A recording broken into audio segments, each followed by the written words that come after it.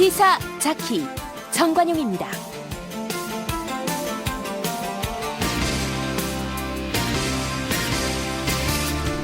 여러분 안녕하십니까, 정관용입니다. 어젯밤에 로스앤젤레스로 출발한 아시아나 항공 여객기가 이륙 3시간 만에 회항을 했죠. 운항 중에 타이어 압력이 줄어들었기 때문이라고 하는데 가끔 있는 일이긴 하고 또 안전을 위해 회항한 걸 우리 잘했다고도 말할 수 있습니다만, 요즘 아시아나 항공을 둘러싼 논란들이 워낙 많다 보니까 좀 불안한 마음 드는 것도 사실입니다. 자, 현직 정비사의 이야기 한번 좀 들어보겠고요. 자유한국당 비대위원장 국민공모가 마감이 됐습니다. 오늘 안상수 비대위 준비위원장을 2부 시간에 연결해서 최종 위원장 후보로 어떤 인물들을 검토하고 있는지 좀 자세히 들어보겠습니다. 매주 월요일 꾸며드리는 이슈 토크 시간, 오늘은 지난 주말 태화역에서 벌어졌던 이 불법 촬영 편파 수사 규탄 여성 시위, 그리고 정부가 발표한 저출산 대책에 대한 이야기를 중심으로 토론해 보도록 하죠. 잠깐 광고 듣고 출발합니다. 시사자키 정관용입니다는 청취자 여러분의 참여로 이루어집니다. 단문 50원, 장문 100원의 정보 이용료가 부과되는 문자 샵 1212로 보내셔도 되고요. CBS 어플리케이션 레인보우로는 무료로 의견 남기실 수 있습니다. 아주 편리하게 방송을 다시 들으실 수도 있는데요. CBS 레인보우를 통해서도 가능하고요. 팟캐스트 그리고 팟빵을 통해서도 언제든 지난 방송 함께 하실 수 있습니다. 아시아나 항공이 기내식 대란 또 갑질 논란으로 연일 논란의 중심에 서 있죠. 그런데 어젯밤에는 LA로 떠났던 항공기가 갑자기 회항하는 이런 일까지 또 벌어졌답니다. 자, 지난주에 저희가 전직 아시아나 직원과의 인터뷰를 통해서 아시아나 항공기 그 부품 돌려막기 의혹에 대해서 보도를 한 바 있는데, 아시아나 항공 측 또 국토부에서는 법적으로 문제될 것은 없다, 이런 입장을 지금 밝힌 상태입니다. 현직 정비사들은 이 문제 어떻게 보고 있을지, 어젯밤 회항 사태도 있고 해서 오늘 한 분 좀 연결하겠습니다. 현직 정비사시라서 신변 보호를 위해 익명으로 연결하고요. 목소리도 변조한다는 점 미리 말씀드립니다.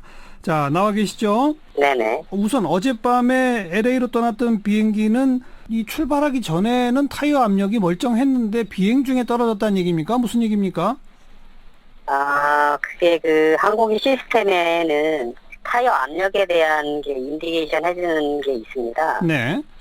예, 그것이 그 전에는 그런 양상이 없었는지는 정확히는 알 수는 없으나 그때 나오는 그 메시지가 아마 있었을 거예요. 아마 그래서 아마 기장이 만약에 회항을 했다면 기장들이 갖고 있는 그 비행 기상 조치 매뉴얼이 있습니다. 예. 거기에 맞춰서 아마 회항을 한 듯하고요. 예. 이번에 그 전에 말씀하셨던 분이 부품 돌려막기와는 좀 무관한 듯한 것 같습니다. 요 사안은? 네네. 네. 그러니까 정리하자면, 사전에는 인지를 못했고, 아무튼, 근데 문제가 있었는지 없었는지는 아직 확인된 바 없고, 다만, 네네네. 비행 도중에 타이어 압력에 문제가 있다는, 비상 신호 같은 걸 기장이 접수해서 매뉴얼에 따라 네. 회항했다, 이거군요. 네네. 좋습니다. 그건 일단 그 부품 돌려막기랑 조금 무관해 보인다니까 그 정도 말씀만 듣고, 네. 실제로 지금 부품 돌려막기라는 게 자주 일어납니까? 어떻습니까? 회사 쪽이나 국토부에서 나온 그 정식적인 그 부품에 대한 전문용어로 수압이라고 하는데요. 예. 예, 그런 부분에 대해서는 그 법적으로는 아무런 하자가 없습니다. 근데 중요한 사실은 그 이상 부품이 생산되지 않는 가운데 리페어를 해서 고쳐가지고 예. 정상적인 제품이라고 이제 다시 하는 부분들이 많아요. 그렇다 보니까 예. 항공기도 오래되고 부품도 더 이상 생산하지 않는 가운데 부품을 고쳐서 나오는 부품도 있고, 아하. 전혀 없는 것 같으면 그 해외라든지 다른 데서 그 긴급으로 구매를 하게 되는데요. 네. 그 사용처가 어떻게 됐는지도 자세한 내용은 저희가 알 수 없는 상황이고요. 예. 그리고 그 또한 없다면 그 비행기의 정비를 위해서 그 회의하고 있는 항공기에서 부품 유용을 해서 이렇게 고치는 경우도 많이 있습니다. 근데 그 항공기 또한 부품의 사용 시간이 오래되다 보니까 예.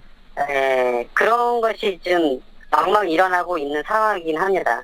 그러니까 부품을 오래 쓰면 아무래도 마모가 되고 하니까 새 걸로 교체를 해줘야 되는데 네네. 새 부품은 아예 생산조차 안 하는 부품이 많아요? 항공기의 부품이 이루 셀 수 없을 정도로 많이 있거든요. 그럼 물론이죠. 그 부품이라는 게 그 안에 몇 가지 부품만 고쳤다고 해서 새 거라고 장담하기는 어렵습니다. 근데 예, 이제 예. 그런 부분들이 많다 보니까 예. 한 번 바꿔서 뭐 어느 정도의 그게 끝나는 경우도 물론 있지만 네. 여러 번 반복적으로 바꿔야 되는 부분도 있어요. 그렇다 보니까 부품의 제한적인 숫자가 정해지다 보니까 예. 그것이 없다 보면 또 다른 항공기에서 고쳐놓고 또 그쪽 비행기는 또 다시 어디에서 사오거나 불필요한 정비 작업이 저쪽 가서 떼어다가 이쪽 거 띄고 이쪽 거 바꿔 달고 다시 이쪽에 하고 그러니까 여러 가지 매너와 낭비가 엄청 많은 거죠. 부품이 확보가 된다면 알겠습니다. 예. 그러니까 신규 부품이나 완벽한 새 제품 같은 것들이 충분히 확보되면 이것 빼다 저기다 받고 이런 걸 안 해도 되는 건데 그렇죠. 번번이 그 일을 해야 한다 이 말씀이군요. 네네네. 그리고 그 부품의 성능에도 아무래도 안전에는 조금 의심이 갈 수도 있다. 새 제품이면은 좀 안도를 하지 않겠습니까? 예. 그런데 항공사 측은 우선 돌려막기라는 표현 자체가 잘못됐다. 이건 그냥 통상적으로 있는 부품 유용 이렇게 말하더라고요. 네네네. 그래서 명칭은 부품 유용이 맞습니다. 예. 그러면서 항공안전법에 문제가 없다. 그리고 국토부에서도 규정 위반 아니다. 게다가 네. 지난 4일부터 국토부가 지금 이른바 부품 돌려막기 관련해서 현장 조사하고 있다면서요? 예. 근데 방금 제 그 질문에 왜 웃으셨나요? 그런 부분 할 때도 국토부에서 하는 거는 서류상의 문제가 없으면 전혀 문제를 캐치하지 않습니다. 서류상에는 전혀 문제가 없는 상황인데요. 예. 안에서 느끼는 것들은 과연 언제까지 이렇게 도장이 났을 때 이렇게 계속 매너와 낭비를 하면서 계속 이렇게 뺐다 붙였다를 계속 반복적으로 할 것이냐. 국토부 또한 그러한 자질도 약간 의심이 되는 분들이 많이 있습니다. 국토부에 하시는 분들도. 결국은 회사가 지금 경영진의 자금 마련 때문에 정비 분야에 투자를 안 해서 그런 거죠?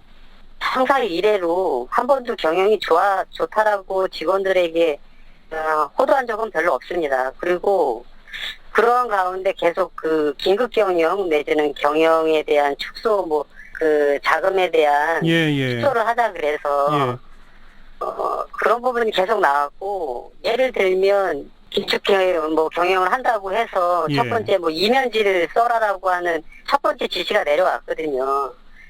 그 사소한 거를 가지고 하겠다라는 것보다 크게는 사장님도 아시겠지만 저희 아시아나는 굉장히 금호그룹 안에서 굉장히 현금 유동성이 가장 좋은 회사입니다. 근데 돈을 제일 많이 벌죠. 네. 근데 계속 빚이 있다라고 하니까 근데 30년 동안 계속 빚만 있다고 하니까 아니 그러니까 아시아나는 돈을 많이 버는데 그 돈으로 엉뚱하게 다른 회사 사다가 또 손해보고 이러다 보니까 아시아나의 투자가 부족하다 이거죠. 네네네 맞습니다. 요즘 동료 정비사분들이 회사를 많이 떠났다는데 맞습니까?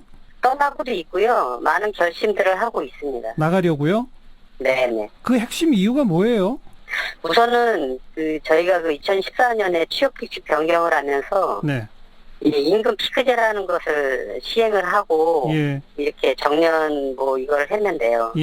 그러니까 임금 피크제도 하나의 문제고 그다음에요. 그리고 진급에 대한 정체가 많이 있습니다. 자, 진급 승진도 못하고 저희 선배님들이나 후배님들 이렇게 보면 10년이 넘고 20년이 넘어도 계속 그 자리에 계신 분들이 많이 있거든요. 승진이 안 된다.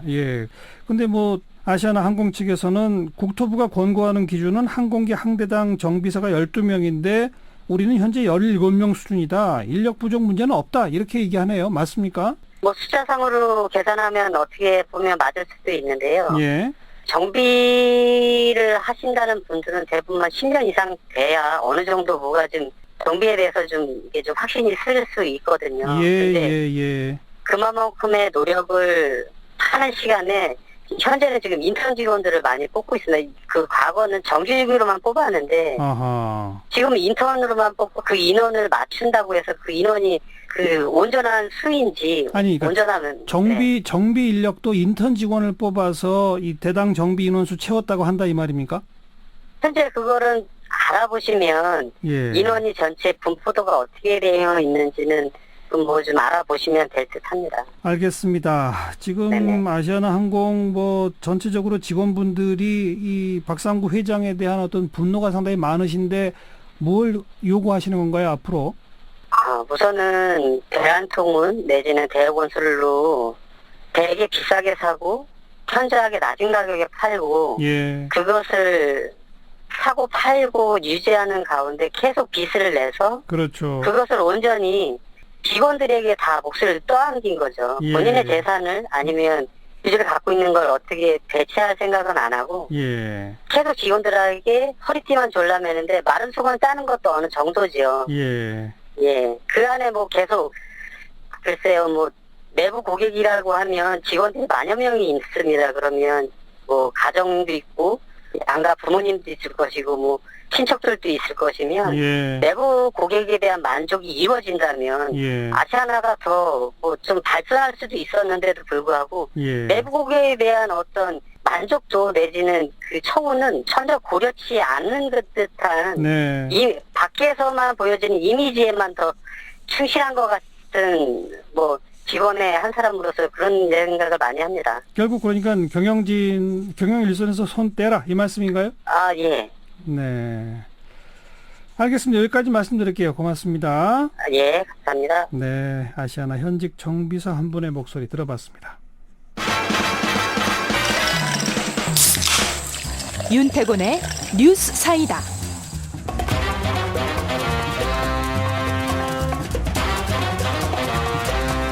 윤태곤 실장 어서 오십시오. 네. 국회 원구성 협상 아직 안 됐죠?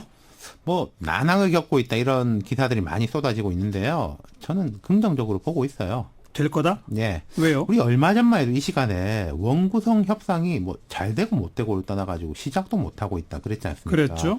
야당이 풍비막산이 나가지고 그런데 어쨌든 장이 열렸거든요. 그래서 적극적으로 다들 임하고 있어요. 네. 그러니까 협상이 진행된다는 것 자체가 이제 곧 그럼요. 타결된다는 네. 얘기다. 그리고 아하. 지금 뭐 쟁점이 뭐 있다. 그것 때문에 이제 안 된다 이러는데 쟁점이 생겼다는 건 그것만 해결되면 된다는 뜻 아니겠습니까? 그 쟁점이 뭐죠? 제일 큰 게 법사위예요. 법사위. 예. 오늘도 더불어민주당 진선미, 자유한국당 윤재옥, 바른미래당 유이동, 평화정의모임의 윤소하 원내 수석 부대표들이 협의를 했는데 결론은 못 냈습니다. 2시에 시작돼가지고 한 1시간 만에 윤재옥, 진선미 두 사람이 먼저 나서면서 1차적인 것은 끝났고 계속 회동을 해야 된다. 된 게 없다. 이랬고 그리고 한 30분 있다가 유이동, 윤소하 두 사람이 회의장에서 나오면서 법사위 제도 개선에 공동인식이 있는데 어떤 수준으로 할지 해석 차이가 있다. 원내대표들에게 확인한 뒤에 구체적 이야기를 하자고 했는데 민주당, 한국당이 시간이 걸린다고 해서 나왔다. 이렇게 말했거든요. 예. 그러면은 이게 조금 좁혀졌고 그럼 좁혀진 가운데서 위에 올라가서 말하자면 허락 맡아야 된다. 예. 이런 이야기겠죠. 그 법사위 문제라는 것의 핵심 본질이 뭐예요? 두 가지입니다. 누가 위원장 맡느냐, 어느 당이. 그리고 법사위 제도 개선을 어떻게 하느냐. 제도 개선 이야기 먼저 말씀드리자면 정말 오래된 이야기입니다. 지금 우리 국회 시스템상 법사위가 모든 법안에 게이트 키핑을 하게 돼 있어요. 그렇죠. 말하자면 각 상임위에서 처리되더라도 법사위가 다른 상임위 법안이나 뭐 헌법하고 충돌하지는 않는지 이런 걸 따져보게 돼 있거든요. 그렇죠. 이게 잘 될 때도 있는데 법사위에서 이른바 목리를 부려가지고 뭐 여야가 합의한 법안도 처리 안 되는 경우가 비일비재합니다. 거기 간사 한 사람만 틀어주면 안 되게 돼 있어요. 그래서 왜 이 법사위가 무슨 상원이냐? 그렇죠. 이건 문제 있다 이런 얘기들 했었잖아요. 근데 이게 재밌는 게 항상 여당의 요구사항입니다. 법사위 좀 힘 빼자라는 거는. 예. 법사위원장은 야당이 많이 맡아왔거든요. 그렇기 아하. 때문이기도 한데 이번은 여야 공수교대죠. 예. 위원장직을 그러니까 지금 더불어민주당은 여태까지 야당이 주로 맡았지만 여당이 맡아야 한다는 거죠. 지금 뭐 보도들을 보면은 관행은 야당인데 이번엔 자유한국당 자격이 없다 이 논리가 부딪히고 있다고 하는데 정확하게 말씀드리자면은 관행이요 야당이라기보다는 의장하고 다른 당이 맞는 게 관행이었습니다. 예. 무슨 말이냐면은 국회의장이 사회권, 경호권 등 전반적 국회 운영권을 갖고 있잖아요. 그렇죠. 물론 국회의장은 당적이 없습니다만은 친정이 있는 거 아니겠습니까? 예. 그렇다면은 그 견제 장치가 필요하다. 국회의장과 다른 당이 법사위원장을 맡는다. 네. 이 논리였어요, 지금까지. 그럼 더불어민주당이 국회의장을 맡을 거고, 그죠? 그렇죠. 그럼 법사위원장은 자유한국당 맡는 게 당연하죠. 근데 이제 아까 말씀드린 제도적인 문제하고 20대 국회 상반기 때 뭐 좀 꼬였던 게 있는 게 당시에 정세균 국회의장 아닙니까? 예. 다수당이었어요. 근데 20대 국회 시작할 때는 민주당이 야당이었고 새누리당 지금 자유한국당이 여당이었잖아요. 여야가 또 다르네요. 그렇죠. 1, 2당이 바뀌었었지 않습니까? 그때 예. 좀 꼬였는데 국회는 이른바 특수상임위라고 사람들이 말하는 게 3개가 있어요. 여긴 특활비도 많이 주고 법사위, 운영위, 정보위. 네. 운영위는 청와대를 소관으로 해서 여당 원내대표가 맡는 게 관행이다. 예. 정보위는 국정원 등을 포괄하고 있으니까 이것도 여당이 맡는 게 관행이다. 그래서 당시에 자유한국당이 의장은 민주당이니까 우리가 2당이니까 법사위. 근데 또 우리가 여당이니까 정보위, 운영위. 그리고 3개를 다 가졌단 말이에요. 특수상임위를. 그런 경우가 있었어요. 네. 어허. 그러니까 이제 민주당 입장에서는 그때 당신들은 그러지 않았냐라는 네. 거죠. 예. 근데 지금 보면은 정보위하고 운영위는 민주당이 가져가는 것으로 공감대가 뭐 형성돼 있어요. 한국당이 여기에 목리를 부리진 않거든요. 여당 몫이니까. 그렇죠. 아, 근데 여당 몫을 제자리에 돌려준다면은 법사위는 의장하고 다른 당. 이게 자유한국당. 좀 다른 야당들도 이 부분은 좀 뭐 한국당 말이 그렇게 틀린 건 아니다. 예, 이런 예. 쪽으로 돼 있는 것 같아요. 예. 그렇다면은 이제 제도 개선을 해가지고 법사위 권한을 좀 줄이고 대신에 법사위원장은 한국당으로 가고 이런 식으로 가닥이 잡힐 걸로 여의도 쪽에서는 다들 보고 있는 것 같습니다. 거의 다 됐군요. 네, 하루 이틀만 기다려 봅시다. 그렇습니다. 수고하셨어요. 감사합니다. 윤태권 실장이었습니다.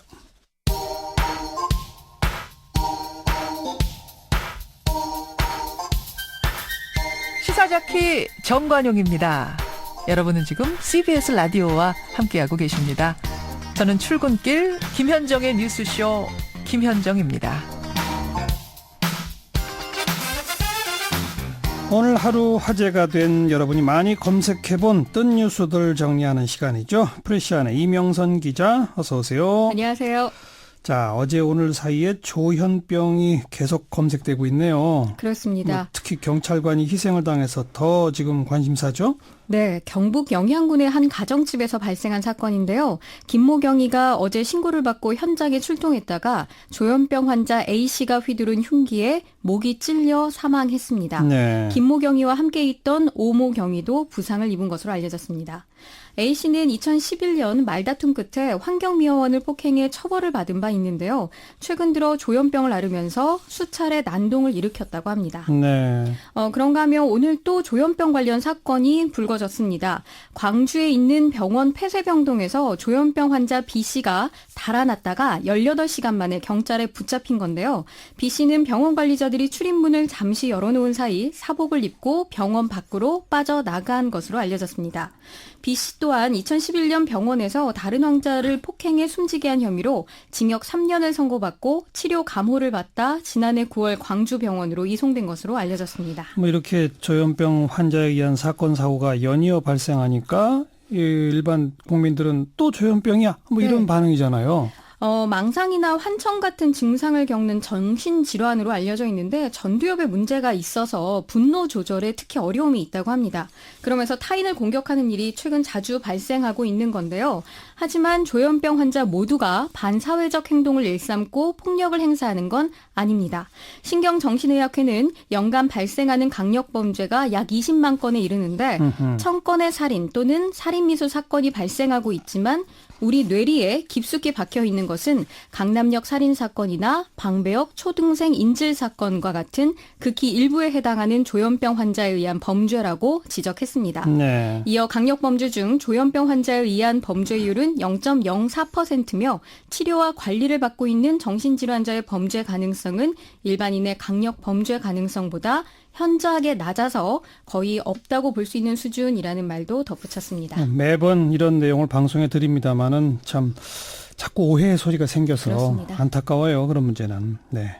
자, 또 다음 소식은요? 동굴에 갇혀있던 태국 소년들 기억하시죠? 예. 12명에 코치 1명 이렇게 총 13명이었는데 4명이 구조됐습니다. 아주 참 반가운 소식이에요. 고립된 지 16일째인 어제 외국인 다이버 13명과 태국인 다이버 5명을 동원해 태국 구조당국이 구조 작업을 벌였는데요. 13살 몽콜 분비엠 군이 가장 먼저 구조된 뒤 추가로 3명이 더 구조됐습니다. 태국 내무부 장관은 구출된 4명 모두 몸 상태가 좋고 안정적이라고 밝혔는데 현지 언론은 앞서 구출된 4명 중 1명이 코치라고 보도하기도 했지만 태국 당국은 구출자들의 구체적인 신원을 공개하지는 않아서 진위는 확인되지 않고 있습니다. 그럼 아직 남아있는 9명은 이제 언제 구조되는 겁니까? 조금 전 전해진 소식에 따르면 두 번째 2차 구조가 진행 중입니다. 예. 현장 지휘자는 모든 장비가 준비되어 있다며 오늘 구조 작업은 어제보다 빨리 진행될 것이라는 희망 섞인 메시지도 내놨는데요.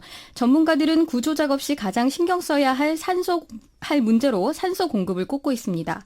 폭우로 동굴 내 수위가 올라가면서 산소량이 많지 않아서 동굴 안에 일산화탄소 중독 현상이 발생할 수 있다고 합니다. 예. 흔히 동굴 안의 산소 포화도가 21% 정도는 되어야 안정적인 숨쉬기가 가능하다고 하고요. 아하. 이렇게 세계 구출이라고 불릴 정도로 국제사회의 관심이 높은데 미국 테슬라에서는 소년들 구조에 사용할 수 있는 소형 잠수함을 시험 가동하고 있다. 이런 사실도 밝혔습니다. 예.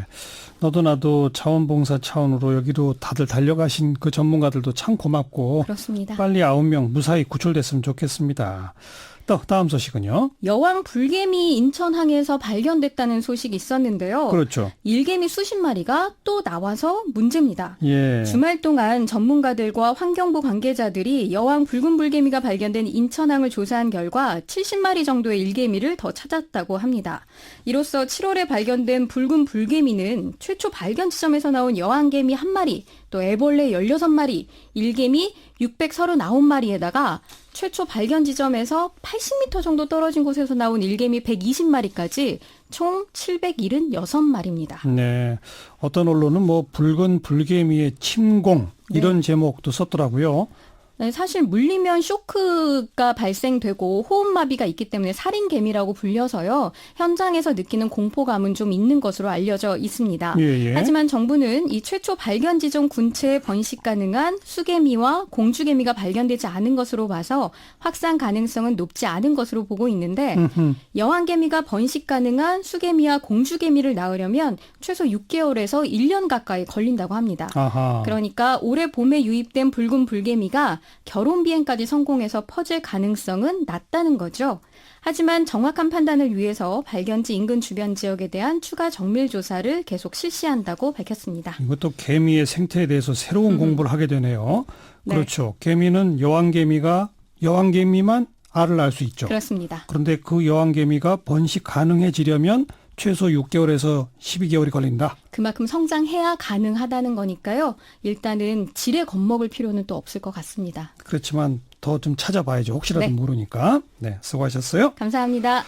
또 오늘 했던 뉴스 프레시안 이명성 기자였고요. 네, 잠깐 뉴스 들으시고요. 네, 7시 5분 2부에 다시 뵙니다.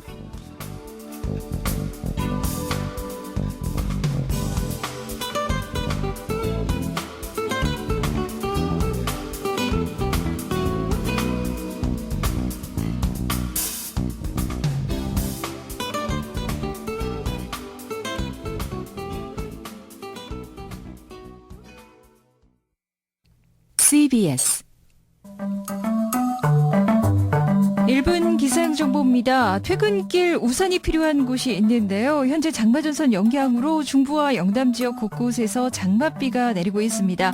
밤사이 충청과 영남 지역의 비는 점차 그치겠습니다만 수도권과 강원도, 경북 북부 지역은 내일까지 비가 이어지는 곳이 있겠고 그 가운데 경기 북부와 강원 북부 지역의 경우는 모레 새벽까지 비가 좀 더 길게 지속되겠습니다. 특히 경기 북부와 강원 영서 북부 지역에서는 오늘 밤부터 내일 새벽 사이 국지적으로 시간당 30mm 이상의 강한 비가 쏟아지면서 내일까지 최고 100mm가 넘는 호우가 예상되고요. 그 밖에 서울, 경기와 강원 영서 지역에 20에서 60, 강원 영동과 충청 북부, 영남과 제주 산간에 5에서 30mm 안팎의 비가 더 내리겠습니다. 이런 가운데 내일 아침 기온은 서울과 대전, 부산 21도로 출발해서 낮 최고 기온 대구와 전주 32도, 서울 28도의 분포로 내일부터는 날씨가 무더워지겠습니다.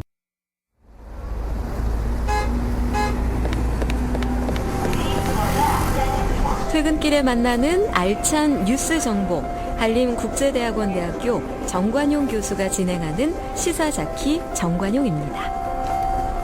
자유한국당의 혁신 비대위를 준비하는 준비위원회가 지난주 수요일부터 어제까지 5일 동안 대국민 공모를 통해서 비대위원장 또 비대위원 후보들을 추천받았는데 1000여 명 넘는 국민들이 추천에 참여했다고 합니다. 어떤 인물들이 추천받았는지 앞으로 비대위 구성까지 어떤 일정들이 진행될 것인지 알아보죠. 자유한국당 혁신비상대책위원회 준비위원회 위원장 안상수 위원장입니다. 안녕하세요. 네, 안녕하세요. 안상수 의원입니다. 네, 논란이 많았는데 그래도 1000명 넘게 추천에 참여하셨다고요? 예. 그 정도면 흡족하신 거예요? 어떤 거예요? 이제 초기에 저희들이 준비위원회 차원에서 이제 국회의원들, 당협위원장들한테 추천을 받아서 한 40명 가까운 인원이 이제 있었는데요. 네. 아무래도 좀 범위를 넓혀서 국민들의 의견을 들어보자 이런 의견들이 있어서 또 특히 청년 여성 몫의 또 혹은 전문가들의 비대위원도 좀 어차피 추천을 받아야 되니까 같이 그렇게 모셔보자 했는데 저 개인적으로 예상했던 것보다 훨씬 많은 분들이 참여를 했고 또 추천되신 분들 또 굉장히 의미 있는 분들 아주 훌륭한 분들이 많아서 저로서는 만족을 하고 위원장은 물론이고 앞으로 비대위 구성이나 혹시 당에서 다른 여러 가지 위원회를 구성을 할 때 모시고 오면 좋겠다 이런 생각을 가지고 있습니다. 지금 보도된 걸 보니까 비대위원장 후보로만 101명 비대위원 후보로 90명이 추천되었다면서요? 예. 이 가운데 국회의원이나 당협위원장한테서는 안 나오던 깜짝 놀랄 만한 분들도 많이 있습니까? 참 놀랄 만한 그러면 이제 안 되는데 하여간 훌륭한 분들, 훌륭한 분들이 많이 있어요. 훌륭한 분들이. 우리나라에 워낙 인재들이 많지 않습니까? 이제 우리 정치권 혹은 언론 주변에서만 이렇게 자주 거론되던 분들, 물론 그분들도 다 훌륭합니다만은 이렇게 안개를 넓혀보니까 의외로 좋은 분들도 많이 있더라는 것을 확인할 수 있었습니다. 근데 비대위원장 후보로만 101명이니까 너무 많잖아요. 이제 좀 추리셨죠, 이미? 그래서 이제 저희들도 그 숫자를 밝히는 거를 좀 주저했는데 또 희화화한다, 동네 아저씨까지 다 한 거 아니냐.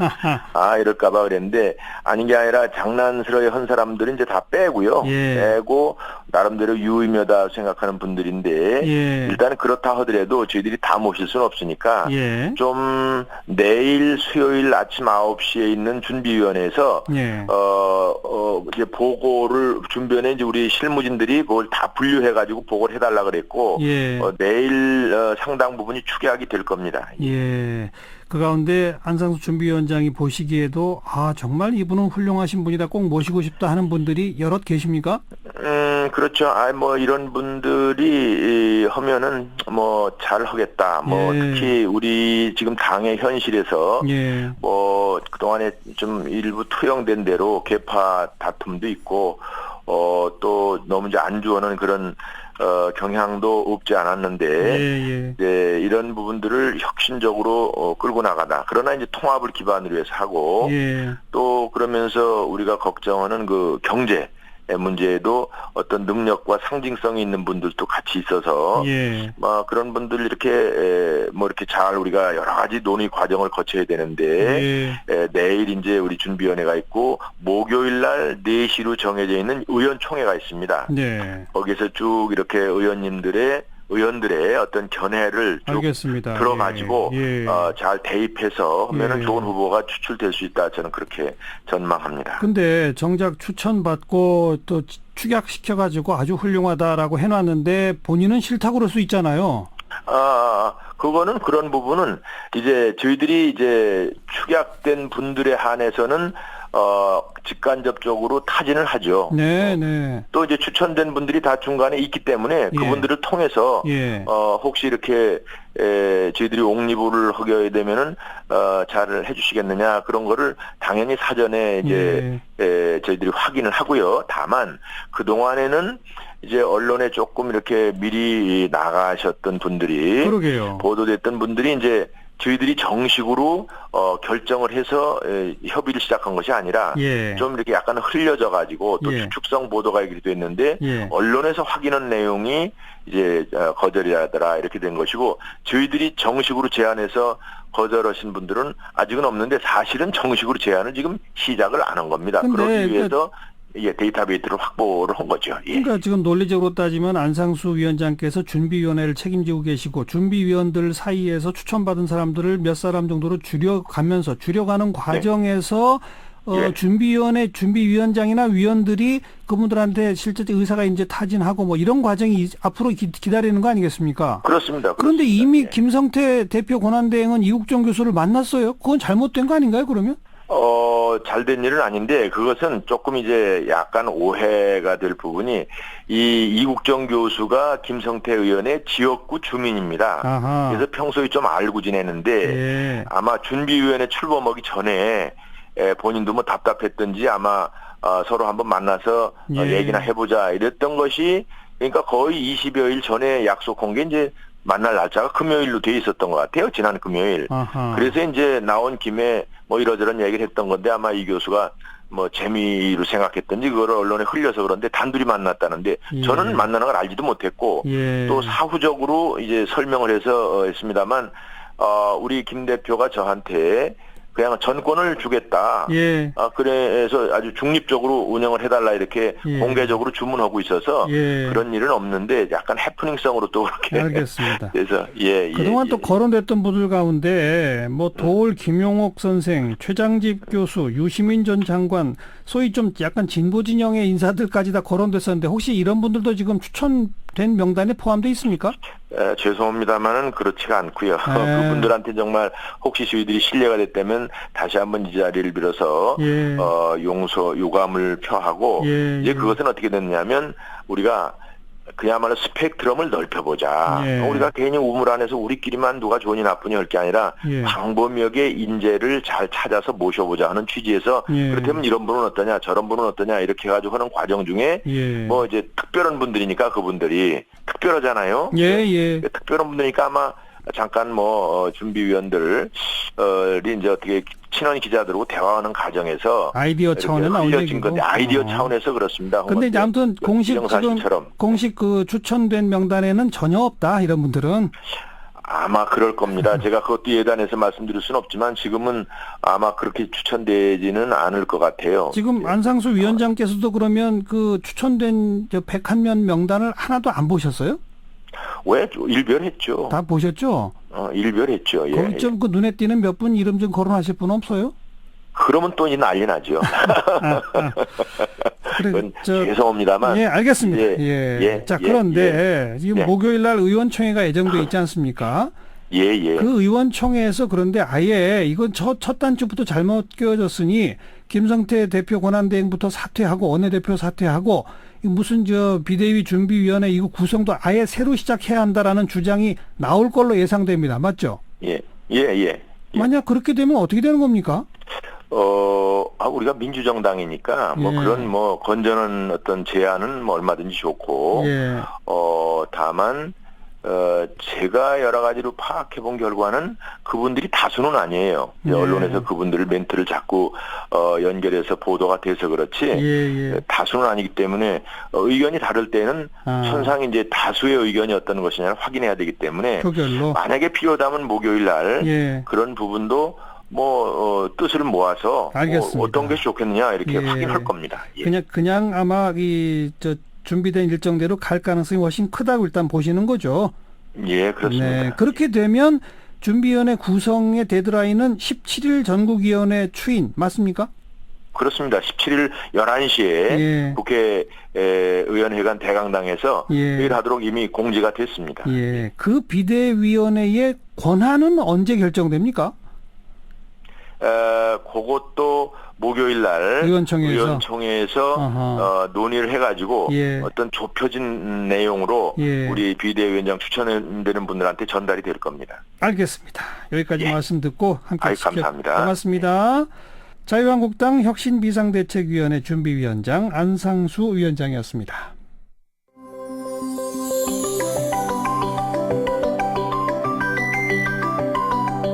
지금 여러분께서는 한림국제대학원 대학교 정관용 교수가 진행하는 시사자키 정관용입니다를 듣고 계십니다.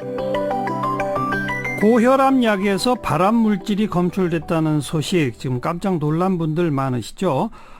식약처가 고혈압 약 219개 제품 일단 판매 중단했다가 오늘은 그 가운데 91개 제품은 다시 유통을 허락한 그런 상태인데 지금 장기 복용하고 계신 환자분이나 또 심지어 의사들도 지금 상당히 혼란스러워하고 있답니다. 자, 전문가 연결해 봅니다. 가톨릭 의대 심장내과의 노태호 교수 안녕하세요. 네, 안녕하세요. 이게 그러니까 고혈압 치료제 원료인 발사르탄에서 발암 물질인 NDMA가 검출됐다 이거죠? 네, 그렇습니다. 발사르탄이라는 원료를 쓰는 고혈압 치료제가 많은 겁니까? 예, 굉장히 많습니다. 발사르탄이라고 그러는 그 효과가 아주 뛰어난 고혈압 약인데 예. 이 고혈압 약제의 원료를 제조하는 과정에서 부산물로 이제 NDMA라고 하는 물질이 생긴 거예요. 예, 예. 이제 이게 생긴 걸 갖다가 그 멀리 유럽에 있는 유럽 의학처라는 데에서 이 사실을 발견하고 전 세계에 이제 전파하게 돼서 이런 문제가 생긴 것 같습니다. NDMA라고 하는 그것이 발사르탄을 만드는 과정에서 나온 부산물이다. 방금 그렇게 말씀하신 거죠? 네, 그렇습니다. NDMA라고 하는 것은 발사르탄이 아니고요. 네. 발사르탄이라는 약물을 만들어내는 과정에서 공업적으로 부산물이 생성된 겁니다. 어느 정도 위험한 겁니까, 이거는? NDMA는 사실은 굉장히 그 독성이 강한 물질도 있어요. 예. 이것은 아까 말씀드린 대로 약품이나 혹은 다른 산업 물을 만들어내는 과정에서 부산물로 생기고요. 예. 또 훈연식품 같은 식품에도 아주 극히 일부지만 있다고 그래요. 근데 네. 확인된 것은 아주 간 독성이 굉장히 강하고 또 혈소판 감소를 일으키고 또 암 유발 물질로 또 밝혀져 있습니다. 예, 암뿐이 아니라 다른 데도 안 좋군요. 그렇습니다. 그런데 어느 정도 양이 들어있는지까지가 지금 확인됩니까? 아직 확인 안 되고 있는 것 같아요. 그러니까 아마 일단 그 독성 물질인 NDMA가 이제 확인이 되니까 예. 이 고혈압 약의 특성이 되는 게 이제 평생 먹어야 되고 또 매일 복용해야 되는 약이기 때문에 그렇죠. 조금이라도 이상한 물질이 발견되면은 사용을 금지시키고 예. 그 후에 이제 그 불순물이 얼마나 많이 들어가 있는가 이런 걸 조사하게 될 것 같습니다. 뭐 이번 사태를 보면서 또 어떤 분들은 이른바 오리지널 약과 복제약 이걸 이렇게 구분하시는 분들이 있던데. 네, 그렇습니다. 그러니까 사실은 어떤 핵심 원료를 처음에 개발하면 그게 이제 오리지널 약인 거죠. 예, 그렇습니다. 그런데 복제하는 과정에서 문제가 생기는 겁니까? 그러니까 복제하는 과정이라기보다는요. 그러니까 발사르탄이라고 그러는 약물은 오리지널로 만들어내는 그 글로벌 회사가 있습니다. 거기서 예. 이제 만들어낸 것이고 예. 이게 이제 물질 특허가 지나니까 이것과 똑같은 화학 구조를 가지고 제조를 하는데 아하. 제조를 하는 이제 방법이 좀 몇 가지 방법이 있는 모양이에요. 그래서 그 제조하는 방법에 따라 가지고 불순물이 생성되기도 하고 또 그렇지 않고 거의 대부분 생성되지 않는데 예. 이번 경우에 이제 특수하게 이런 일이 생긴 거죠. 네. 그런 걸 이 제품 허가 단계에서부터 꼼꼼히 걸러졌어야 하는 게 안 걸러진 거군요. 간단히 말하면. 아마 허가할 당시에 틀림없이 아마 체크가 됐을 거예요. 예. 체크가 됐는데 그 당시에는 문제가 없었을 것이고 예. 이제 제조를 하면서 이제 공정 관리나 아니면 뭐 제조 방법을 좀 변경하는 게 있다거나 이런 과정에서 이제 불순물이 생겨난 거를 예. 이쪽 제조 회사에서는 체크를 하지 못한 거죠. 예. 자, 당장 식약처가 이 219개 제품 중단했다가 긴급히 조사해가지고 91개 제품은 NDMA가 없다. 이건 다시 유통해라. 이거 이렇게 했지 않습니까? 예, 그렇죠. 식약처의 이 조처는 잘한 건가요? 어떻게 평가하세요? 그러니까 이게 그 유럽의약처에서 통보 받자마자 그 중국의 특정 그 원료 제조 회사에서 만든 약품이 함유된 약들을 갖다가 중지한다고 했는데 예. 받자마자 금지를 시킨 건 참 잘한 일이라고 생각을 하는데 예. 그 과정에서 아마 뭐 누락이나 혹은 뭐 착오가 있어가지고 예. 다시 이제 또 수정하는 게 있었기 때문에 신뢰성을 좀 잃은 게 있죠. 예. 지금 가장 걱정하시는 분들은 그 매일처럼 이 약을 들고 계시는 환자분들인데 내가 먹는 약이 이 발사르탄이 들어있는 건지 아닌지 중국 원료가 쓰였는지 아닌지 어떻게 확인할 수 있나요? 예. 사실은 이제 발사르탄이 문제는 아니고요. 예. 발사르탄을 만들어내는 과정 중에 부산물이 들어가는 게 문제거든요. 네. 다행히 이제 식품의약품 안전처에서는 홈페이지에 자료를 갖다 올려놨어요. 그래서 또 본인 자신이 복용 중인 약이 거기에 해당되는가를 확인할 필요가 있고요. 네. 그 방법은 의외로 그렇게 어렵지 않습니다. 본인이 그 받은 처방 전에 그 약 제목 상품명이 기술이 돼 있어요. 알겠습니다. 네, 누구라도 알 수 있습니다. 그래서 만약에 지금 그 유통 중단 조치가 취해진 약이라면 오늘부터 안 먹어야 됩니까? 만약 안 먹으면 예. 또 증상이 악화될 수 있는 거 아닌가요? 예, 그래서 이제 일단은 그 해당되는 약은 중지를 하셔야 돼요. 예. 근데 이제 그 전에 중지하기 전에 그 자신에게 그 혈압약을 처방한 주치의를 찾아서 네. 대체약을 처방받고 예. 자기 손에 놓고 중지하는 게 현명합니다. 예. 왜냐하면 이제 혈압약을 갑자기 중지하게 되면은 혈압이 반등하면서 급격히 상승하는 수도 있고 그렇죠. 하기 때문에 이제 조심해야 되고 특히 이제 뭐 심장 질환이라든지 뇌혈관 질환 아니면 신장에 질환이 있는 사람들은 특히 주의를 기울여야 하는 게 있고요. 예. 또 약을 변경하고 난 후에는 한 2주 정도는 혈압을 꼼꼼히 체크해서 예. 변경된 약이 자신한테도 잘 맞는 약인가 좀 확인할 필요가 있습니다. 그러니까 정말 주의할 것은 빨리 대체약을 처방받아라. 그리고 그렇습니다. 그때까지는 약을 중단하면 안 된다. 이 말씀이고. 그렇습니다. 예. 대체약 가능한 한 빠른 시간 내에 네. 의사를 찾아야 됩니다. 그리고 대체약 복용 후에는 그 혈압 조절이 되는지를 확실히 또 체크할 필요가 있다. 그렇습니다. 예. 앞으로 이런 일 재발하지 않도록 하려면 어떤 대책이 있어야 한다고 보십니까? 쉬운 일은 아닐 것 같은데요. 우선은 첫 번째는 우리나라 그 식약처에서도 이러한 그 외국에서 제조된 그 원료를 갖다가 검증하는 예. 주기적으로 검증하는 능력을 좀 갖춰야 되겠다 하는 게 이제 희망이고요. 예. 그다음 두 번째는 이제 이 오리지널 약품이 아닌 제네릭 약품을 어차피 사용할 수밖에 없는데 복제약들. 그렇습니다. 이제 복제약이라고 하는 건 좀 그렇고 이제 제네릭이라고 많이 표현합니다. 예. 그래서 이런 약을 사용할 때는 그 기존의 이른바 오리지널 약하고 거의 동등한 안전성과 효과를 가지고 있는지 하는 그 생물학적 동등성 실험이라고 하는 게 있거든요. 예. 그래서 이러한 그 생물학적 동등성 실험을 좀 엄격하게 관리해서 예. 국민이 매일 먹어야 하는 그 혈압약 같은 경우에 예. 특히 안전을 보장하는 게 필요하다고 생각합니다. 알겠습니다. 우선 당장은 식약처가 지금 빨리 그 마지막 조사를 다 끝내가지고 널리 좀 국민 앞에 알릴 필요가 좀 있을 것 같습니다. 오늘 고맙습니다. 네, 그렇습니다. 네, 감사합니다. 가톨릭 의대 심장내과 노태호 교수였습니다.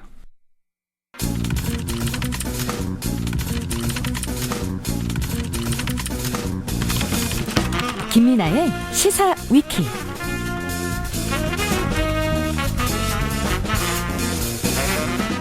김민아 기자 어서 오십시오. 안녕하세요. 오늘 시사위키 첫 번째 항목은 마이크 폼페이오 미국 국무장관의 방북 성과를 두고 논란이 있는데요. 이 도대체 어찌 돌아가는 거냐 한번 정리를 해보겠습니다. 일단 얘기가 잘 안 됐다는 거죠? 그렇죠. 폼페이오 장관이 김정은 위원장을 만나지 못한 데다가 북한 외무성이 노골적으로 불만을 표시하면서 지금 미국 내 여론이 상당히 안 좋아진 상태인데요. 폼페이오 장관은 이 방북하고 나서는 대화가 잘 됐다 이렇게 얘기하다가 북한 외무성이 미국이 일방적이고 강도적인 비핵화를 요구하고 있다 이런 입장을 내놓으니까 우리 요구가 강도라면 전 세계가 강도이다 이렇게 반응하는 그런 상황이 됐습니다.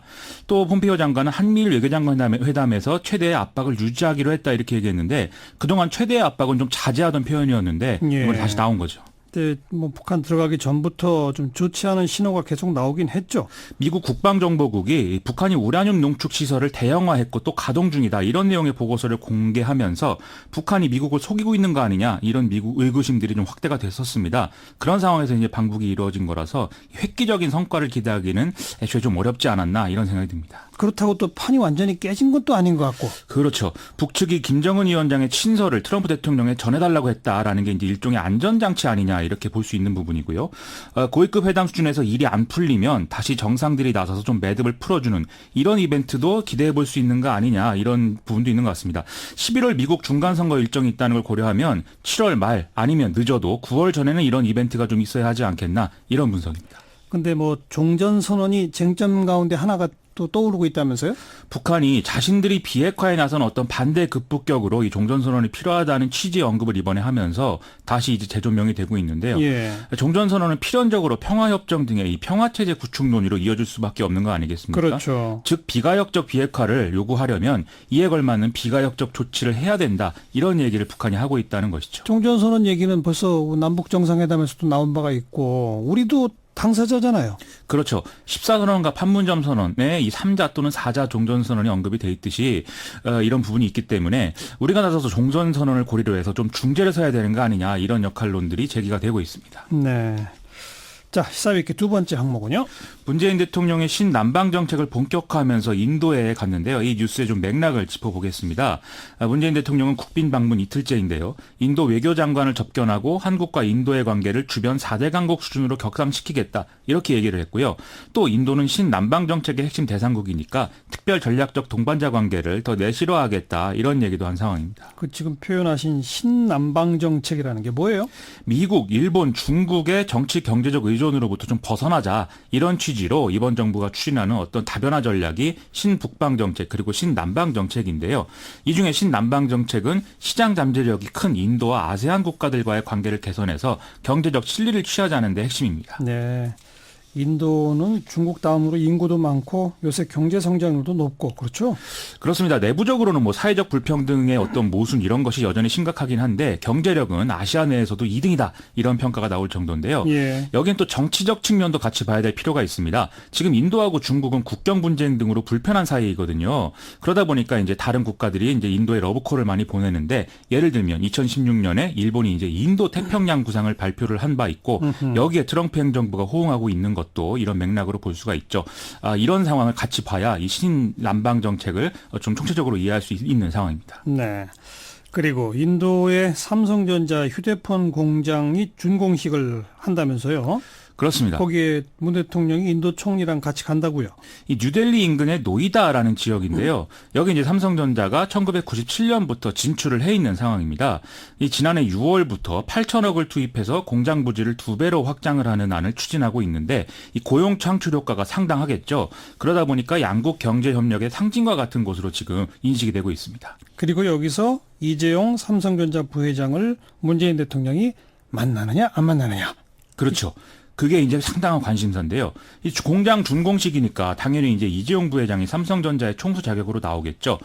그러면 자연스럽게 문재인 대통령과 이재용 부회장이 만나는 그런 그림이 되는 거 아니겠느냐라는 얘기인데요. 네. 일부 언론은 이게 정부가 그동안은 좀 여러모로 소득주도 성장이라든지 그래서 뭐 친노동이다 이런 얘기를 많이 들어왔는데 이걸 기회로 해서 기업 친화적인 모습을 보여주는 거 아니냐. 이런 해석을 내놓고 있습니다. 이걸 반대로 얘기하면 시민단체라든지 이런 뭐 진보 정치 세력이라든지 이쪽에서는 좀 비판이 나올 수도 있다. 이런 얘기인 것이죠. 네. 그런데 뭐 김상조 공정거래위원장하고 전성인 교수하고 한겨레 신문의 인터뷰에서 정반대 주장을 또 했죠. 그렇습니다. 지난번에 김상조 공정거래위원장이 인터넷 전문은행 활성화를 위해서 이제 은산분리 완화, 이 규제 완화가 필요한데 여기에 대해서 참여연대가 부정적인데 이것은 조급증이다. 이 진보의 조급증이 정부의 성공을 가로막을 수 있다. 이런 취지의 비판을 내놓은 바 있거든요. 예. 그런데 오늘 또 한겨레 인터뷰에 전성인 교수가 이제 인터뷰를 했는데 문재인 정부가 지금 과거 정부의 정책으로 회귀하려는 것 아닌지 걱정된다라면서 개혁을 하기 위해서는 김동연 경제부총리와 최종구 금융위원장의 경질이 필요하다. 이렇게 얘기를 해서 뭔가 참여연대 출신 인사들끼리 정반대의 주장을 해서 부딪히고 있다. 이런 그림이 지금 만들어지고 있는 상황입니다. 그 쟁점이 된 인터넷 전문은행 문제, 이거는 지난번에 왜 규제혁신점검회의가 하려다가 취소됐잖아요. 그렇습니다. 그때 이 문제를 다루려고 했다면서요? 그렇습니다. 이게 왜 취소됐느냐를 놓고도 여러 얘기가 나왔었는데요. 문재인 대통령과 이낙연 총리가 준비가 부족하다는 이유로 회의 몇 시간 전에 이제 취소를 한 것이 이제 정설인 것인데, 이때도 보수 언론은 참여연대가 은산분리 완화에 반대해서 취소한 거 아니냐, 이런 의혹을 또 제기했었거든요. 이런 상황을 좀 종합해서 보면은 한쪽에서는 참여연대에 정부가 끌려간다고 하고, 다른 쪽에서는 기업과 관료에 끌려간다고 하는 이런 상황이 앞으로도 좀 지속될 수가 있다. 이게 이제 이재용 부회장을 만나는 어떤 관심사가 쏠리는 이유이다. 이렇게 볼 수가 있겠습니다. 네. 시사회기 세 번째 항목은요. 일본 서부 지역에 비가 너무 많이 와서 사망자가 100명이 넘게 발생을 했고, 아직 생사 확인이 안 되는 사람이 80명을 넘는 상황인데요. 이게 어떻게 되고 있는 것인지 좀 알아보겠습니다. 뭐 비가 정말 많이 왔다면서요? 그렇습니다. 이게 뭐 일본은 재해 대책이 잘 돼 있는 국가인데도 이렇게 피해가 클 정도로 엄청난 비가 온 건데요. 일본에 내린 폭우는 평소 7월 강수량의 3배에 달할 정도였다고 하고 1976년 이후 최대치였다고 합니다. 면적으로 따지면 서울 여의도의 4배 가까이 되는 지역이 완전히 물에 잠긴 그런 상황이고요.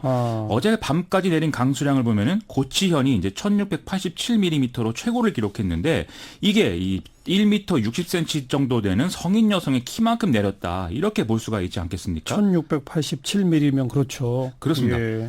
이 왜 이렇게 됐느냐? 이런 상황은 태풍 뿌라비룬이 이제 그 일본을 좀 강타한 영향도 있겠는데, 여기에 대해서 서늘한 오호츠크의 고기압과 뜨거운 북태평양 고기압이 만나서 장마 전선을 형성했는데, 이 같은 상황이 같은 지역에 오랫동안 정체가 되면서 이런 폭우가 내리는 상황까지 이어졌다는 것이죠. 그래서 우리는 또 이 같은 기간 동안에 오호츠크의 고기압의 영향 속에서 날씨가 좋았다, 이런 얘기입니다. 뭐 일본 정부는 지금 어떻게 대응하고 있습니까? 일단 서일본 지역을 특별재해 지역으로 지정하는 등의 적극적인 대응에 나서고 있는데요. 아베 신조 총리는 11일부터 해외 순방에 나설 예정이었는데 이거 연기를 검토한다고 지금 얘기하고 있습니다. 다만 이제 총재 선거 준비하면서 자민당 의원들하고 같이 술 먹었다, 이 얘기가 나와서 좀 곤혹스러운 상황이긴 한데요. 이게 정치인이 재해에 어떻게 대응하느냐, 이게 중요하거든요. 예를 들면 후쿠시마 원전 사고 때 에다노 유키오 관방장관이 109시간 동안 잠을 안 자고 TV에 나와서 이게 화제가 돼서 지금은 제1야당인 입헌민주당의 대표가 될 정도로 인기가 좋은 그런 상황 아니겠습니까? 예. 잘해야 되는데 어떻게 될지 모르겠습니다. 아베 총리 그 사학 스캔들 문제는 좀 잠잠해졌어요? 최근 여론조사 결과가 나왔는데 아베 신조 총리하고 자민당 내각 지지율은 지금 다시 회복이 되는 그런 국면입니다. 그래서 앞서의 뭐 술자리 뭐 얘기 이런 거에도 불구하고 총재 선거 전망은 아베 신조 총리 입장에서는 좋다, 뭐 이렇게 얘기를 하고 있는데요. 재난처럼 또 위기 상황이 오면 특별히 뭐 엄청난 잘못이 일어나지 않는 한 현 정부에 또 힘을 실어주는 분위기가 형성이 되는 또 그런 일들이 뭐 일본에는 있는 모양입니다. 그런데 폭우로 지금 공장 가동 재개가 뭐 중단이 된 상황인데, 이게 재개가 늦어지거나 해서 경제적 타격이 발생한다면 그건 또 부정적 영향이 추가로 발생할 수가 있겠죠. 후쿠시마 원전 사고 이후에도 이런 어떤 그 탈원전 정책이 경제적 위기를 불러왔다라고 해서 또 심판론이 불거진 바가 있기 때문에 이런 부분은 좀 지켜봐야 될 것 같습니다. 어쨌든 비로 인한 사망자 더 안 늘어나는 게 우선 급선무입니다. 맞습니다. 예. 네, 수고하셨어요. 고맙습니다. 김민아 기자였어요.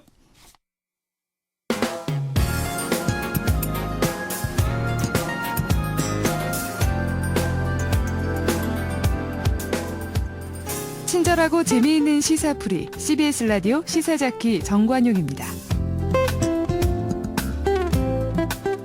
네, 우리 사회의 뜨거운 이슈들 토론해보는 매주 월요일의 이슈 토크 시간. 오늘은 지난 주말에 그 해화역에서 벌어진 불법 촬영 편파 수사 규탄 시위 건, 그리고 정부가 발표한 저출산 대책에 대해서 토론해 보도록 하고요. 자, 매주 수고해 주시는 녹색당의 신지혜 서울시당 위원장, 오늘도 나오셨어요. 어서 오십시오. 예, 안녕하세요. 그리고 오늘의 스페셜 게스트는 지난번 노원병 보궐선거에 자유한국당 후보로 출마하셨다가 아깝게 낙선하신 분이죠. 강현재 변호사를 오늘 특별히 모셨어요. 어서 오십시오. 네, 안녕하세요. 네, 두 분 인사 좀 나누시고. 네, 한 번 뵌 적이 있어서 오랜만에 그러시구나. 인사드렸습니다. 네. 자, 오늘 이제 두 가지 주제를 놓고 이야기할 텐데, 먼저 해화역 그 불법 촬영 편파 수사 규탄 시위, 이게 뭐 자체 추산 6만 명이 모였다. 예. 그죠? 그리고 전부 여성이었죠. 네, 맞습니다. 아마 여성만으로 그렇게 많이 모인 건 처음 아니냐 뭐 이런 얘기가 나올 정도였던데. 네, 그리고 단일 주제로도 이렇게 많이 모인 것은 처음이에요. 불법 촬영, 규탄하는 시위로도 처음이고요. 네. 이렇게 모이기 시작한 게 그 왜 홍대 미대에서 이 누드 모델 촬영해서 유포된 사건. 네. 근데 그때는 이제 피해를 입은 사람이 남성이고 여성이 체포된 거죠. 네, 그래서 10일 만에 가해자가 구속되었고 그 이례적으로 포토라인에 가해자를 세운 것 때문에 이 여성들이 어떻게 경찰이 이렇게 빨리 수사를 할 수 있었는지 네. 그리고 어떻게 이렇게 포토라인에까지 세울 수 있는지 네. 분노를 표하셨고 그러니까 이제 그 배경에는 아니 우리 여성들이 줄곧 이 여성에 대한 몰래 촬영, 불법 카메라 이거 제대로 좀 단속하라고 했는데 그건 못하더니 네. 어쩜 남자 피해자에 대해서는 이렇게 빨리 수사할 수 있느냐 뭐 이래서 시작된 얘기 아니겠습니까? 네. 근데 이 사건은 약간 좀 특이한 거기는 해요. 왜냐하면 밀폐된 공간에서 벌어진 일이기 때문에 경찰 측에서도 수사를 하기 쉬웠다. 그리고 비교적 가해자를 특정하기 쉬웠다라고 밝히기도 했는데요. 근데 제가 보기엔 여성분들이 분노하신 건 이게 단순히 경찰만 뿐만이 아니라 이 언론사가 보였던 주목도. 예. 그러니까 어떻게 이 불법 촬영에 이렇게까지 모두 다 전 국민이 집중할 수 있었던 것인가에 분노하셨던 것 같습니다. 강현재 변호사는 우선 편파 수사가 있다고 보세요? 언론의 이 대응에 잘 문제가 있다고 보세요? 글쎄요, 매 사건마다 뭐 수사의 속도라든지 성과라든지 그다음에 언론이 주목하는 거 여부는 항상 다르기 때문에 그 일률적인 기계적인 기준에서 얘기할 수는 없고, 그리고 이번 시위에서 제가 조금 아쉬웠던 부분은 본질은 사실 그 불법 촬영을 한 그 여성을 수사한 것에 대한 규탄이 본질이 돼서는 안 되고, 예. 기존에 정말 이렇게까지 많은 여성들이 밖으로 나와서 외칠 수밖에 없을 정도로 여성이 무차별적으로 피해 대상이었던 그 불법 촬영들, 게다가 그걸 이제 더 많이 퍼뜨릴 수 있는 그 유포가 횡행했다는 그렇죠. 것, 그리고 그다음에 이제 그런 전문 사이트들까지 우후죽순처럼 있었던 것, 그것이 굉장한 그 한 여성, 한 인격적으로 거의 살인에 가깝고 그 피해는 회복이 불가능한 거거든요. 거기에 대해서는 상당히 남성적 시각에서 여성을 상대로 어떤 성적인 촬영을 하는 거, 그리고 그걸 보면서 즐기는 것이 마치 좀 별 죄가 아닌 것처럼, 어떤 놀이인 것처럼, 계속 되어 왔던 어떤 일상인 것처럼 그런 식으로 취급하는 것에 대한 불만이 누적된 것 아닌가. 그리고 이것이 이제는 어떤 전문적인 정말 그런 상업용으로 만든 그런 그 영상이 아닌 완전히 일반 여성까지도 누구나 다, 모든 여성이면 다 피해자가 될 수 있다는 어떤 두려움. 그렇죠. 그런 것들이 좀 폭발한 측면이 있고, 그것이 더 강조돼야 된다, 저는 이렇게 보고 있어요. 신지혜 위원장은 직접 그 현장에 있었다면서요? 네, 이번 현장, 회화 시위 현장에 갔었고요. 그 많은 여성들이 모이고 분노하고 한 목소리로 불법 촬영물에 대해서 반대하고 정부가 빨리 대책을 좀 세워달라 하는 이야기를 들을 수 있었습니다. 네. 그 점에서는 지금 그 강현재 변호사랑 신지혜 위원장 생각이 비슷하신 거죠? 네, 그렇죠. 너무나 많은 불법 촬영 그리고 불법 유포 그런 것에 대해서 제대로 된 정부의 대책이나 단속이 이루어지지 못하고 있는 것에 대한 여성들의 분노. 네, 그리고 지금까지 불법 촬영물에 대해서 가해자들이 솜방망이 처벌받았던 것은 맞아요. 뭐 집행유예를 받았다거나, 뭐 아니면은 선고가 기각되기도 했다거나, 뭐 이런 일들이 있었는데, 사법기관 자체가 지금 결여된 평등 의식을 갖고 있는 거 아니냐. 그러니까 성평등 감각 자체가 없는 것 아니냐에 대해서는 모든 여성분들이 아마 공감하시지 않을까 싶습니다. 실제로 법조 현장에서도 그런 게 느껴집니까? 결여된 평등의식? 그런데 아무래도 제가 보기에는요, 참 이게 오래된 어떤 논쟁 내지는 싸움일 수 있고, 앞으로도 계속될 것 같아요. 남성과 여성이 있는 한. 근데 이제 근본적으로 남성과 여성은 신체 구조도 다르고, 일정 부분 저는 DNA가 다르다고 봅니다. 생물학적으로. 그렇다 보니까 성을 바라보는 시각이 남성들은 어떤 자기중심적, 공격적, 어떤 누리는 대상. 근데 반면에 이제 여성들은 좀 더 소극적일 수밖에 없고, 어떻게 보면 좀 보호 본능이 강할 수밖에 없고, 그런 어떤 내재된 그런 시각 차이도 있기 때문에 예. 여성의 입장에서는 굉장한 피해고, 모욕이고 상처이고 분명한 범죄이고 인격 살인이다라고 외치고 있는데도 그것을 대하는 어떤 수사하는 경찰도 남성적인 입장, 검찰도 그다음에 판사도 경우에 따라서 또 남성적 시각에서 뭐 그게 그렇게 대단히 범죄인가 하면서 뭐 폭행을 하거나 살인을 하거나 강간을 하거나 강도를 하거나 이런 것이 아니라면은 좀 완화해서 처벌해야지, 뭐 많이 가볍게 처벌해야지, 이런 시각이 아직도 있는 것은 사실입니다. 그래서 그렇다 보니까 여성 입장에서는 피해자의 입장에 충실하지 못한다, 여전히. 예. 이제 그런 어떤 불만이 있을 수 있고, 이 부분은 사실은 앞으로는 점점 시정돼야 되는 부분이라고 생각해요. 그런 불만들이 누적되다 보니까 이제 이런 집회에 대규모로 운집을 하는 건데, 근데 또 어제 집회에서는 좀 너무 지나친 극단적 발언, 혐오 발언, 뭐 이런 것들이 튀어나왔다고 해서 지금 상당히 논란이에요. 네. 예를 들면 뭐 이런 걸 꼭 옮겨야 될지 모르겠습니다만은 뭐 스스로 목숨을 끊는 특정 인사의 이름을 딱 따가지고 뭐 어떻게 해, 그거는 다시 말하면 죽어라, 뭐 이런 얘기라, 그런 식으로 또 하는 발언들이 지금 논란이 되는데, 그건 어떻게 보세요? 네, 그 시위 주최 측이 그 구호를 전면적으로 내보낸 것은 아니고요. 시위 참여자분이 그 이야기하셨던 것으로 알고 있습니다. 근데 뭐 주최 측 추산 6만 명 정도 되는 시민분들이 모이면 다양한 목소리가 나올 수밖에 없고, 특히나 지금 여성운동이 이야기하고 있는 것은 우리 사회에 뿌리 깊게 박혀있는 이 여성 혐오를 없애자라고 이야기하는 것이기 때문에 저는 어떤 부분 좀 과격한 이야기들이 나올 수도 있다고 생각해요. 근데 그것에 지금 너무 주목해서 이 여성들이 얘기하고 있는 것은 굉장히 뭐 잘못됐고 불법적이고 폭력적이다라고 얘기하는 순간 이 수많은 여성들이 얘기하고 있는 우리는 불법 촬영 문제를 해결하길 원한다라는 이 목소리가 오히려 더 삭제되는 것이 아닐까 좀 걱정스럽습니다. 지금 언론들이 오히려 더 자극적으로 이 시위와 여성들의 구호를 소비해버리면서 시위의 본질을 좀 비껴나가고 있는 측면이 있어요. 강현재 변호사는 어떻게 보세요? 저는 사실 지금 말씀하신 게 뭐 말을 하면 안 되는 건가요? 지금 방송에서? 아니, 인터넷에 뭐 기사로 다 나온 예. 것 같은데, 뭐 곰이라든지 지금 재기해 뭐 이 두 단어 가지고 그러시는 것 같은데, 사실 곰은 그게 왜 혐오 발언인지 잘 모르겠고, 아주 좀 귀여운 수준 아닌가 싶고, 뭐 옛날에 우리나라 대통령은 다 쥐 아니면 닭 뭐 이런 것들로 표현이 많이 됐었고, 재기해라는 것도 저는 사실 딱 보자마자 무슨 뜻인지도 사실 잘 몰랐었어요. 그래서 굉장히 은유적인 표현을 쓴 것 같은데, 저는 이것을 어떤 특정 정치인인 지금 문재인 대통령을 비하했다, 혐오했다 이렇게 가져갈 것이 아니라 그냥 여성 시민들, 그러니까 우리 여성들이 바라는 것이 결국은 어떤 정책과 법률로서, 그러니까 정부가 강력한 힘을 가지고 해결해 줘야 하는 일들인데, 그 권력의 1인자가 대통령이라는 지위에 있는 사람이잖아요. 그래서 그 1인자를 향해서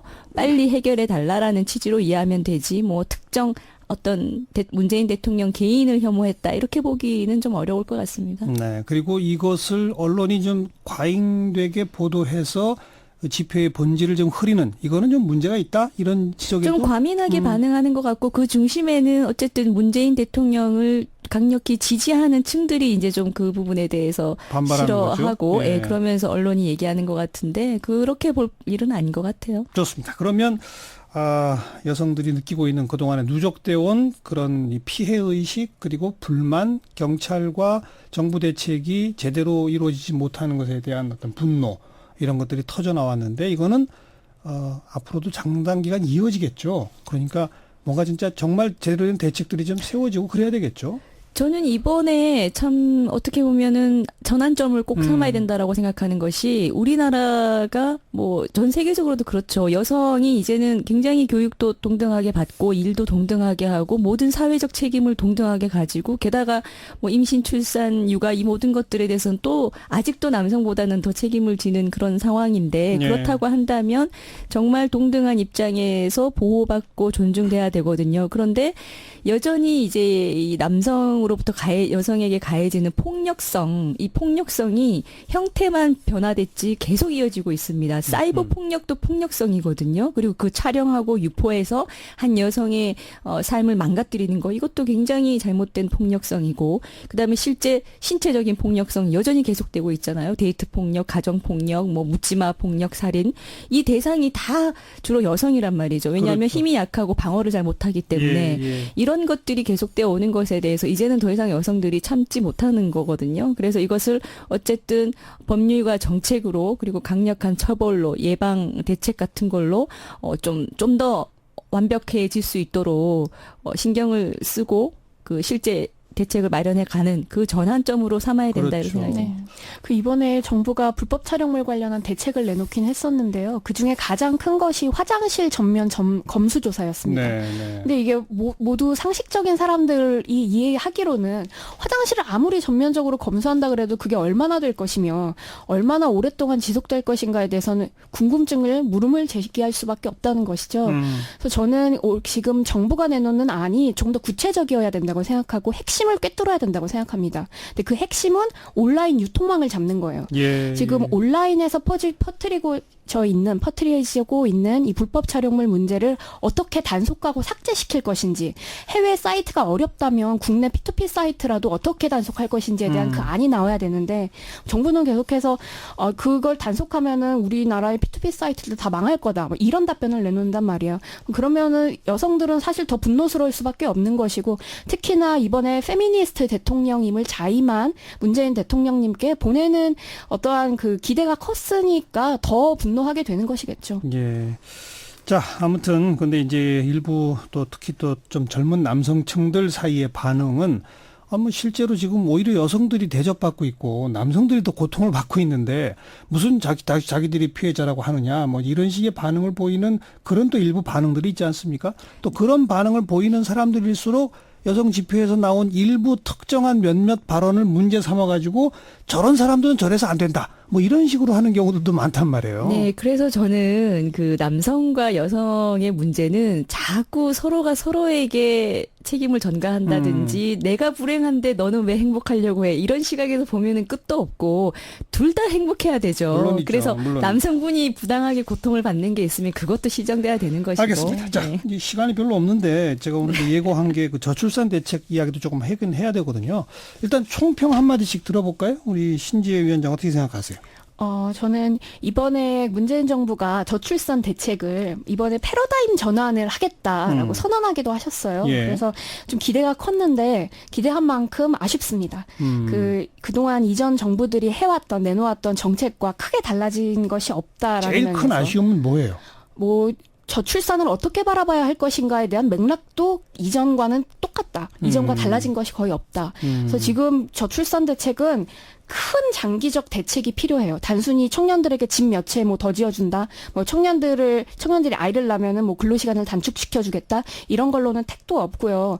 이 청년들이, 그리고 우리나라 국민들이 내가 좋은 삶을 여기서 꾸릴 수 있겠다 싶을 정도의 과감한 대전환이 필요합니다. 사회가 희망을 줘야죠. 그렇죠. 그러려면 어마어마하게 바뀌어야죠. 근데 그런 메시지를 전 이제 정부가 줄 예. 때가 되었다고 생각합니다. 강현재 변호사도 총평해 보시면. 네, 저는 패러다임 정말 전환해야 됩니다. 이 출산 문제는 더 이상 뾰족한 해결책이 없을 정도로, 뭐 신이 아니고서는 해결 못할 것 같을 정도로 어려운 문제인데, 그렇다면 더더욱 과감한 전환이 필요한데, 예. 지금 이번에 내놓은 정책은 구호는 패러다임 전환이라고 하셨지만 실제 정책은 그렇게 과감하지 못했다라는 생각이 들고. 그런데 어떤 과감한 전환이 있어야 될까요? 예, 이 정책 나오고 나서 아마 제일 또 많은 의견들이 가장 큰 문제는 보육이야라는 이제 엄마 아빠들 또는 예비 엄마 아빠들 얘기가 있었던 건데요. 저도 거기에 굉장히 공감을 해요. 뭐냐면은 정말 이제 지금쯤에 정부가 내놓을 수 있는 패러다임은 하나밖에 없어요. 사실상. 뭐죠? 그냥 제발 낳기만 해라. 국가가 다 키워줄게. 아하. 이 패러다임이 아니고서는 예. 더 이상 우리 대한민국 젊은 부부들에게 애 낳기 싫다, 어렵다라고 하는 부부에게 1명 낳게 하고 1명 낳은 부부에게 2명 낳게 할 방법이 없어요. 네. 그냥 심플하게 낳기만 하면 국가가 다 키워줄게. 그러니까 이를테면 이렇다는 거죠. 그 정도로 애를 낳는 건 원해요. 제가 보기에는. 네. 젊은 부부라면. 그리고 결혼을 했으면 예. 1명 정도 낳고 싶거든요. 왜 자기 예. 이세가 낳고 싶지 않겠어요. 근데 예. 낳고 난 후가 걱정인 거예요. 그 예. 걱정의 중심은 키우는 겁니다. 당장 얘를 생후 1개월 때부터 뭐 돌까지, 2돌까지, 석돌까지 이 키우는 것을 키울 손이 없는 거예요. 요즘 시대는. 엄마 아빠 다 일하잖아요. 근데 보육 기간이 지나면 그다음에 교육 문제 또 사교육 문제 이런 걱정으로 막 이어지잖아요. 그런 건 있지만 어쨌든 양육이라는 것은 24시간 누가 붙어 있어야 되는. 특히 초반부가. 네, 예. 초반부가. 이제 그런 것 때문에 더욱 그런 거죠. 엄두가 안 나는 거죠. 일을 안 할 수는 없고. 강현재 변호사는 보육, 국가가 책임진 보육으로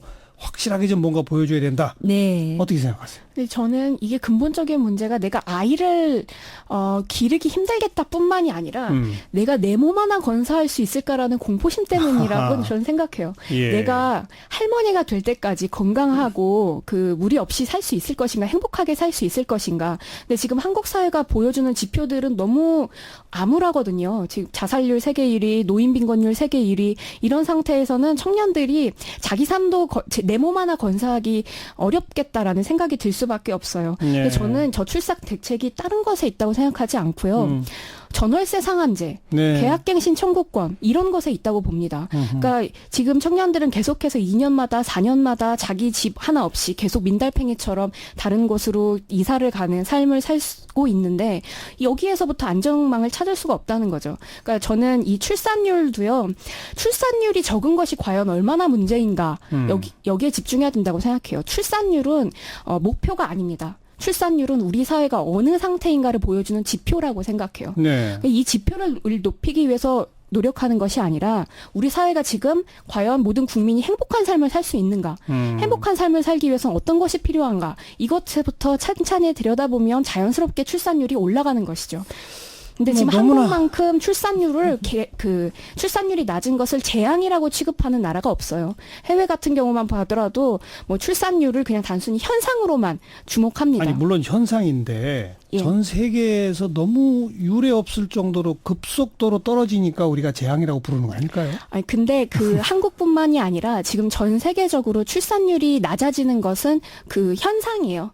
그 우리 인류 사회 모두가 이전에 뭐 산업 시대 때만큼 뭐 아이를 계속 낳을 수 있을 것인가, 막 5명, 3명 이렇게 낳을 수 있을 것인가, 그런 삶이 좋은 삶이 아니라는 기준들이 전 세계적으로 지금 퍼지고 있다는 거예요. 세계적인 트렌드라는 게 있는 거니까요. 그래서 이제 출산 정책은 타겟층이 애를 낳을 생각이 없는 사람까지 마음을 바꾸게 해서 낳게 하는 그 타겟층은 아니에요. 그렇게까지 가기에는 예산이나 정책의 목표에 맞지가 않아요. 그래서 애초에 저출산 정책의 타겟층은 아이는 낳고 싶은데 낳을 의사는 있는데 뭔가가 힘들어서 또는 예. 뭔가가 부족해서 낳기가 어렵다, 못 낳고 있다라고 하는 층이 타겟층입니다. 애초에. 예. 그렇게 좁혀서 봤을 때 가장 적확한 것은 어쨌든 생명이 하나 태어났을 때 이제 따라 붙어야 하는 그 손길, 알겠습니다. 예, 그것이 가장 좀 크다 이렇게 생각됩니다. 그 또 말씀 들어보면 낳을 생각이 아예 없는 사람을 타겟으로 해봐야 그건 소용없다 이 말씀인데. 그렇죠. 그런데 우리 신현희 신지혜 위원장의 말대로 또 들어보면은 우리 사회가 정말 훌륭한 따뜻한 복지국가가 되면 낳을 생각 없던 사람도 생기지 않을까요?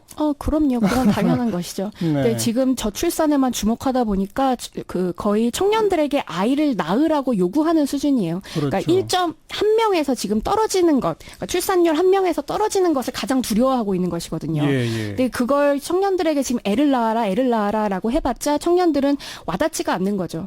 이번에 낙태죄 관련해서 광화문 집회가 있었잖아요. 거기에 구호 중에 하나가 이거였습니다.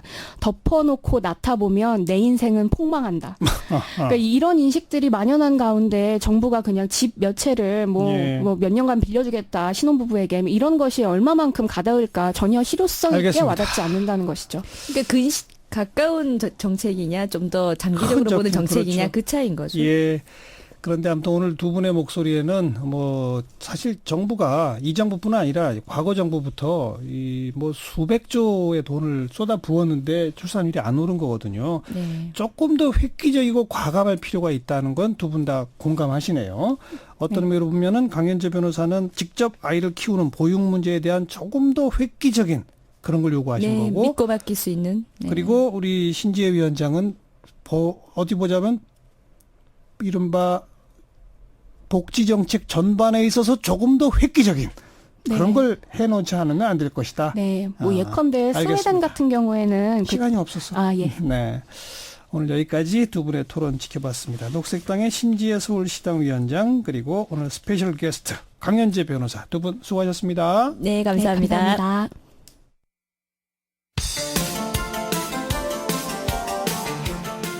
시사자키 오늘 순서 마치겠습니다. 내일 저녁 다시 뵙죠. 안녕히 계십시오.